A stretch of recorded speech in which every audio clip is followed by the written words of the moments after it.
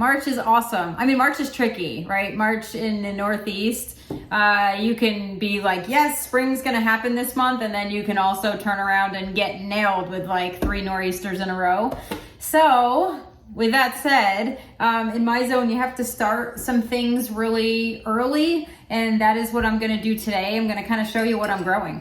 Have lots of plans for this year, but in order to do some things that I've never done before, I've been doing a lot of research, especially on ranunculus, because I'm gonna grow some of those for some clients as well as myself, and that's gonna be a first time thing for me. I'm also going to start sprouting ginger, like edible ginger, which is this new thing. I've been going through a course from Fruition Seeds.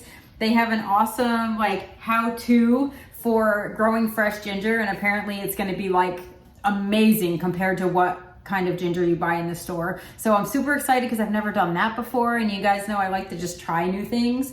So I have my box of ginger. I got my corms delivered for ranunculus, and I'm gonna show you kind of the varieties that I'm gonna grow. And I only have 3 varieties, but there's 20 corms in each. So depending on how many of each of those sprout, we'll see what happens. But you know, I don't want to go like gung-ho on buying something I've never done before in case, you know, it's not a success. So a few things I learned about growing ranunculus. One, when you get the corms, they look like this, which is kind of fascinating too to me. So check this out. They're like, see that? They're like little octopus. And they're dried, like crispy. Look at this one. They're kind of strange. But anyway, so those have to go in water, and they have to pre-soak before you plant them. So, and it takes, you can do this like anywhere from like 3 to 4 hours to letting them soak overnight. And they recommend having a bubbler in there just to keep the air kind of moving and to avoid keeping the water stagnant, because that can lead to a lot of problems. So we're gonna do that. But first, so here's what we have. We're gonna grow, and this is probably backward because I'm filming from like the selfie mode. Anyway, so I'm gonna do 45 days of bloom. So that is the first variety. So it's supposed to be a mix of, you know, early, mid-season, and late varieties that bloom. Not sure how that's going to work out in a Zone 5 garden, but at least we're going to have a succession of color, which is ultimately the goal. Also, ranunculus pink, just plain good old pink ranunculus. And then super green mix. So these are the ones that I chose because, of course, they're like unique and different. They're really vibrant colors, like red and yellows and pinks, but they have a green center, like this lime green center. And I don't know, I haven't seen too many people post their experience growing those. So we're gonna see, because I love to try stuff. So I'm gonna put each variety in here in one of these nettings with a plant tag, which I've already labeled. So in that way, once I get them in the bag, I know what variety's what, and it's just a little bit more organized. And hopefully they're gonna plump up, and they're gonna go from these dried little crazy crispy little things to ready to grow. Look at the bag. They look like little, like, I don't know, I look like I'm going fishing, but look at the size difference. This is super green, and this one is pink, just a plain old pink. So these are quite smaller, but supposedly it doesn't matter. And they have the same sizing. They're both 5 to 7. So each bag has the tag, the corms, and they're in this netting, so the water is going to be able to get in, and also they're going to be able to soak, but I'm not going to have them all separated. I mean, I'm not going to have them all mixed up. I'm going to keep them separated. So, and then I have my bowl of water. So I'm using an old fish tank pump, which was recommended in a few videos that I watched on doing this. I don't think it matters, but yeah. So this one's like pretty strong, and I filled it up, I don't know, maybe about 1.5 inches from the top, just so I can get them all in there. And in the water they go. They want to float a little bit. There's one variety. in the tub. I feel like I don't know. I feel like I'm creating this little water garden for some reason. But there's no green plants in here or fish, but it kind of feels like it. These look like, they remind me of little fish. And I'm actually gonna put a clip just like I did on that tubing on this one because it wants to fall in. So let's just keep this one here and we'll hold that with a clip. I don't know, looks good to me, right? I mean, if you have to provide a little bit of air bubbles and give them a good soak, that's how they're gonna sit for a few hours. So they say 3 to 4 hours minimum, which is probably what I'm gonna do because I'm gonna put them in a tray of soil later on today and let them do their thing for 2 weeks, and hopefully they get some roots sprouting, and that's how you pre-sprout them. And then I'm gonna pot them up because they're not quite ready to go outside. Obviously, we couldn't even get in the ground if we wanted to at the moment. So, but I've started the process. So there's the Ranunculus about to break some dormancy and hopefully do magical things for me and my clients. And then the other thing that I wanted to show you guys, these are garbage, is this. So this right here is what came from Fruition Seeds. And this is Ginger. And she's really great. The owner of this seed company, like, she does a lot of videos and a lot of explanation about things and stuff that, you know, she sells, like a lot of the seeds, how to grow, the excitement behind growing them, why to grow them, what they provide. So all of these are actually done in nice little sections already. This one may have to be split, but she shows you what to do when you receive your ginger and how to split it up so that you have at least 3 to 5 eyes on the ginger, like 3 solid growing eyes. And these all actually look like I could probably just sprout them as is, but you have to find sort of the growth points, which I see on a lot of these. Even down like right here, there's a growth point. So you have to have like a good 3 eyes or more to sprout them. And I have, you know, this is pretty good stock. So this is what they sent me when I ordered 2 pounds of ginger. So we'll see. All I know is that they love heat. They need like really super high temperatures, and my basement is always really warm. And this one I will probably split up into 3 pieces. So, and this one will probably get split here. So I'm excited about this because apparently the flavor of like baby ginger is amazing. So after I took them all out of the bag, there was a few that I wanted to divide up that I knew needed to be divided. They were pretty large pieces. This is one of them. So I did divide it up. And now you see where you have the fresh wound on the root? Those have to scab over almost. So you have to leave them to sort of dry out because you don't want to put fresh wounds in moist soil. That's a combination for bad things to come, for rotting, for whatever. But you can see like where they've been split already, like here. See how this is nice and dry and scabbed over? That's kind of what you're going for. There's another one that's actually been dried for a few days. That must have got split right before it got shipped to me. So this apparently is the trickiest part of sprouting ginger or growing ginger, is that you have to get them to sprout without rotting. And sometimes it can take a long time if your temperature is not high enough. I have a basement that is like 75 degrees and I'm going to put a heat mat. So as long as I don't waterlog the soil and, you know, sort of create a good combination for rot, I think we'll be okay. I mean, you know, when you do things for the first time, there are bound to be troubles and, you know, learning curves. So I'm certainly expecting a few of those for myself.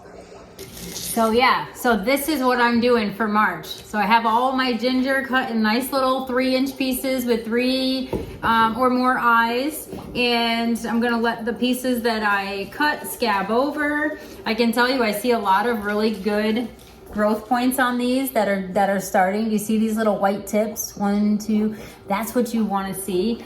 Sometimes, she said it's hard to tell sometimes if, you know, where the growth points are going to come from, and sometimes it's really obvious, so you have to sort of just figure it out.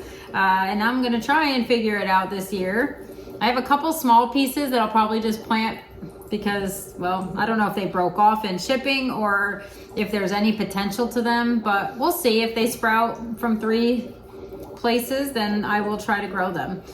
So yeah, that's exciting. So my ranunculus are in the water, taking a nice little tubby, and my ginger is ready to sort of scab over and to sprout up.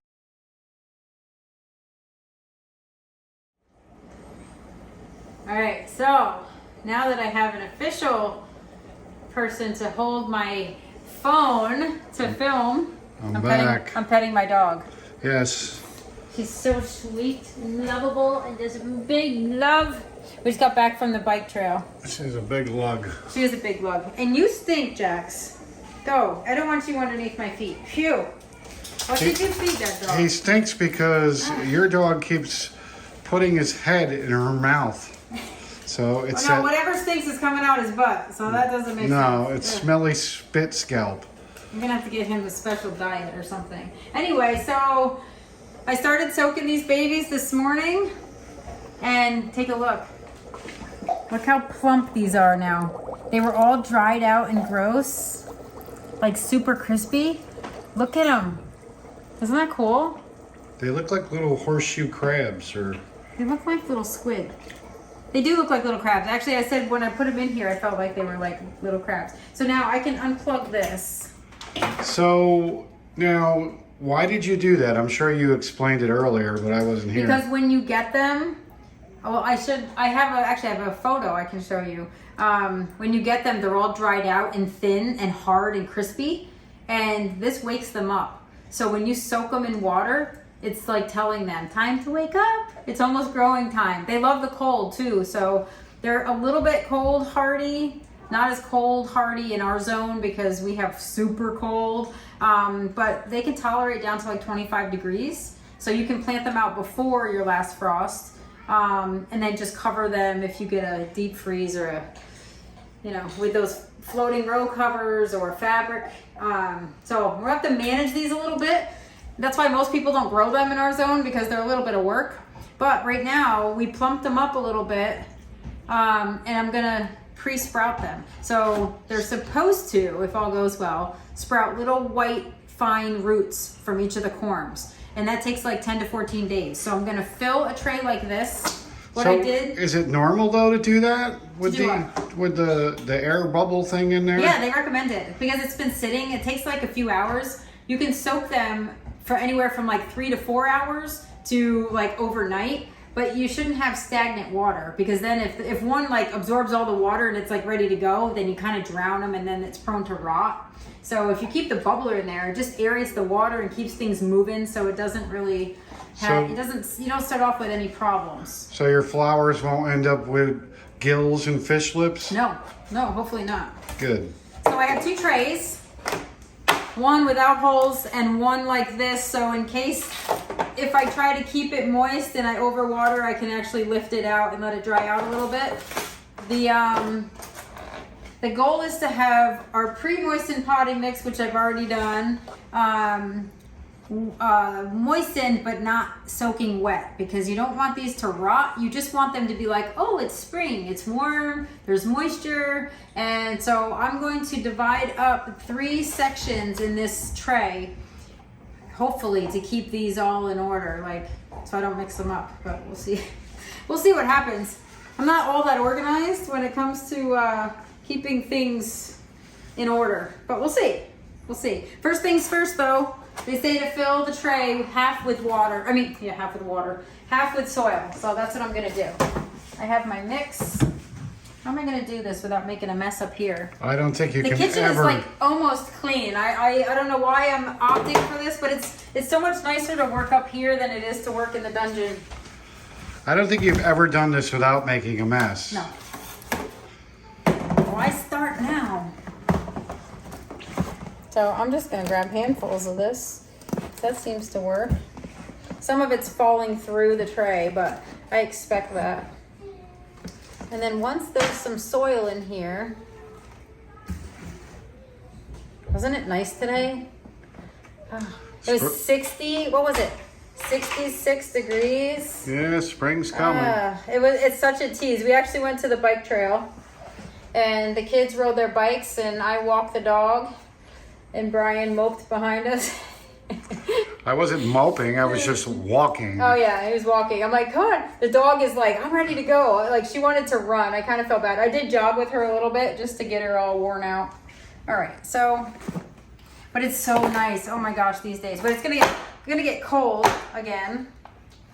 So, but I don't mind these teaser days because it lifts my mood. I'm like, yes, it's coming. You know, and it is March. It's time, man. It's time to turn the corner. I'm sure we have a big nor'easter coming at some point, just to seal the deal on winter. But okay, so that looks pretty good. Now I'm going to sprinkle all of the corms in here and try to do it somewhat managed.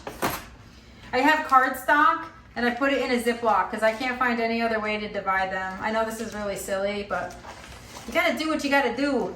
I got resources like cardstock and Ziplocs, so why not use them? And you know what? It'll probably do the job. We're not fancy around here. No comments on that? I had a comment, but I'm going to keep it to myself. I was waiting. I actually expected something smart to come out of your mouth. Well. Okay, so that's that. Now, this is the fun part. I cannot believe how, I can't believe how much they plump up, really. Ooh. So you can just use regular water. You don't want to mess around with that. And what if somebody doesn't have one of those little air things? Then you just don't soak them as long. It's not required, but almost everybody recommends it. So like everyone that has a video on how to grow ranunculus recommends the bubbler or some air, or even like if you put a slight trickle in your sink and you just leave it on so it's like dripping just to give it a little aeration. Check this out. And we only had 2 goldfish go belly up, so it was well worth it, right? Aw, no. But look at that. I mean, and now they're actually, they're a little bit flexible, where before they were really, really crispy and brittle. So these are ready to go. It's kind of exciting. I've never done this before. I hope I'm somewhat successful. I mean, you know, I've had some major fails. I'm not like, you know, the queen of growing anything, but I will tell you, it is exciting to learn and try new things. You've never tried this before? No. You know what the thing is, ranunculus are a lot of work in our zone. Some people in warmer zones can overwinter them. Like you plant them in the fall, like you would tulips or daffodils or whatever we would do here in the fall. And they just grow through the winter. But our winters are so cold and awful that they don't make it. So you have to do this stuff now. So you have to pre-soak them and then plant them out. And if you get super cold weather, then you got to go baby them. And so I don't know if this is going to work, but I got to try, just the way it is. Okay, so this is the super green mix. This is my mix. I'm going to put them in the middle. And as you remember, I put I used the garden marker when I made the tag, and these are waterproof and UV proof and sun fade proof or sun fade resistant. Can I speak today? And then I'm just gonna plug them in like this, and we're gonna tuck them in.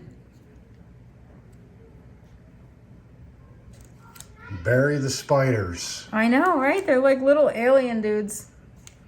But they're going to produce. So I was saying earlier that this mix right here is a whole bunch of really bright colors, and they have a neon green center. So it makes the bright colors pop. I don't know. I haven't seen anyone grow that kind before, and I saw them in the catalog, and these are some pretty big corms. So you know what?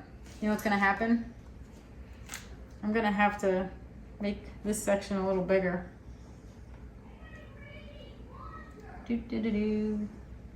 That's exciting. So, you know, ranunculus are like, they're very big, like wedding flowers and spring bouquet flowers. They're also really pricey. So, you know, it's not something that everyone does, but you know me, I have to try. There. So that's that. And then I'm gonna do this with all of them. Hopefully. Let me section this off a little bit. Just so I can keep track of what's what and who's who. So you can just get these anywhere, or? No, some people, I mean, I ordered mine from Eden Brothers, which is a pretty popular online site. But some people buy from, I don't know, there's a whole bunch of places that you can get them. And you can get any, like different sized corms, although from Eden Brothers, I saw really only one size, and that was the 5 to 7 centimeter ones, which is this size. Like these are the same size as these. Look at the difference. I don't know if that's like a variety thing, or if it's just these are a little smaller than normal, or maybe those are like jumbo. I don't know.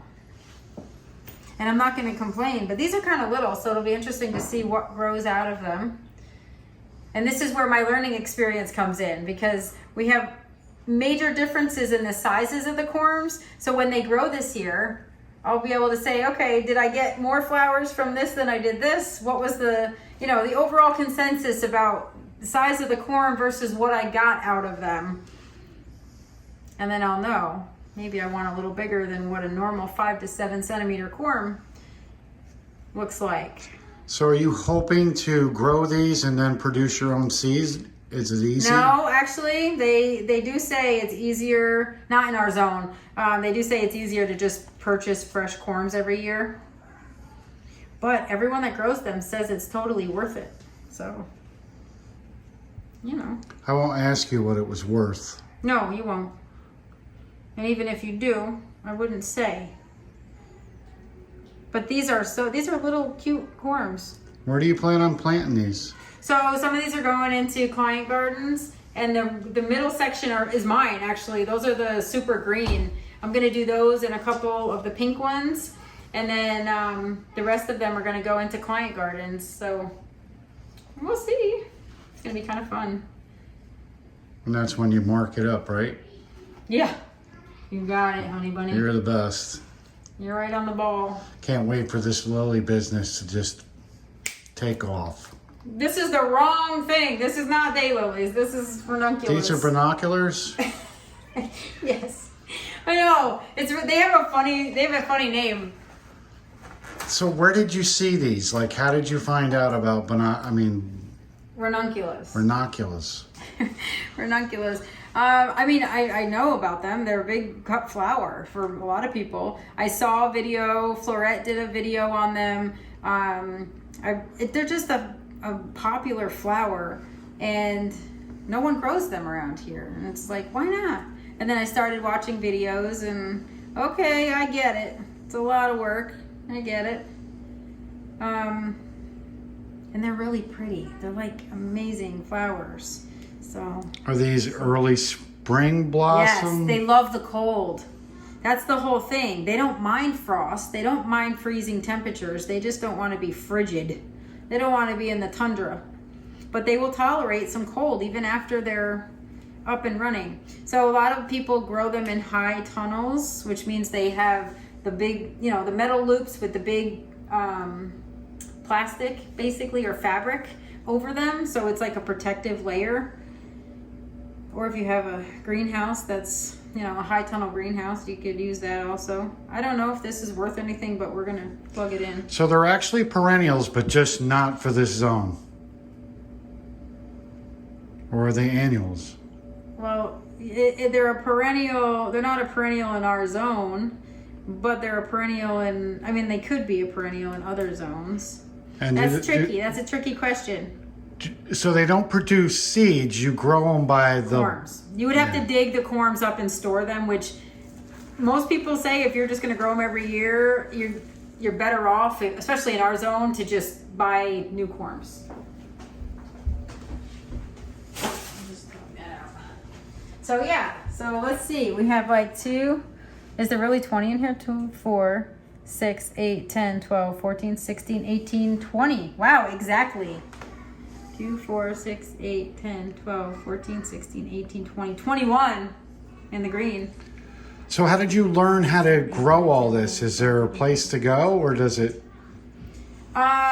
I went, actually, Florette Flowers, their website. She's like the most popular like cut flower garden person. The more videos you watch of hers, the more you're like, I'm gonna do this, because she gives you a whole bunch of really good information. I also bought her book.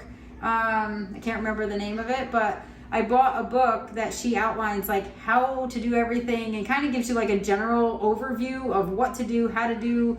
And so I just I'm like, okay, well, we'll see. I'm not a big annuals person, but I'm telling you, between dahlias and ranunculus and zinnias, and I'm like starting to come over to the dark side, or maybe it's the light side. I don't even know. But I love my perennials. I would never go back on my perennials. But, you know, it's exciting. I don't know what, every year I try something new. I'm also doing the ginger. I am trying to grow my own amazing ginger, because apparently young ginger plants are like, the taste is out of this world. I have high expectations for this because they're also a little bit of work. They're not the easiest thing to grow, so we are gonna try it. All right, so now I'm gonna put my gloves back on, and I'm gonna cover these. And then we're just gonna store them in the dungeon. So you don't put these under light? Nope, not yet. When they start to sprout, then you put them under lights. And that's it? You don't cover them, or you do? You do. Okay. I'm gonna cover them just like this.